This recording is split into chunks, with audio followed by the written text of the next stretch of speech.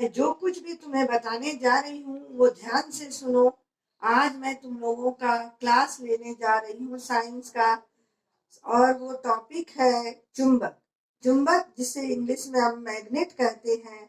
तो सर्वप्रथम बच्चों, तुम लोग साइंस का बुक निकालो और चुंबक निकालो।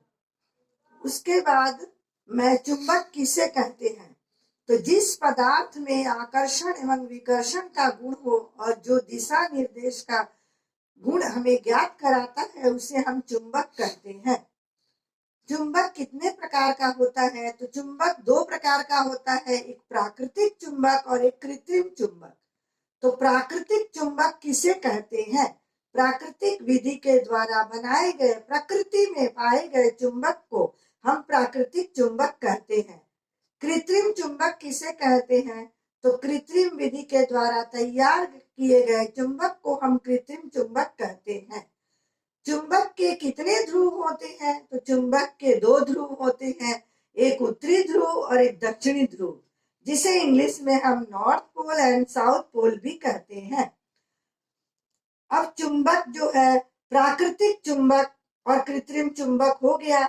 अब चुंबकीय पदार्थ और अचुंबकीय पदार्थ हम किसे कहते हैं, तो चुंबक जिन पदार्थों को अपनी ओर आकर्षित करता है उसे हम चुंबकीय पदार्थ कहते हैं, जैसे लोहा, निकेल, कोबाल्ट इत्यादि।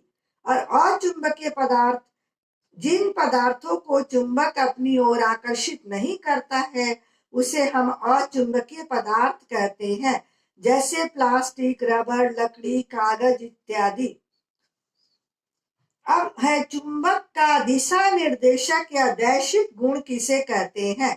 स्वतंत्रता पूर्वक लटकाए गए चुंबक का उत्तर दक्षिण दिशा में स्थिर रहने के कारण चुंबक को हम लोग दिशा निर्देशक गुण या दैशिक गुण कहते हैं।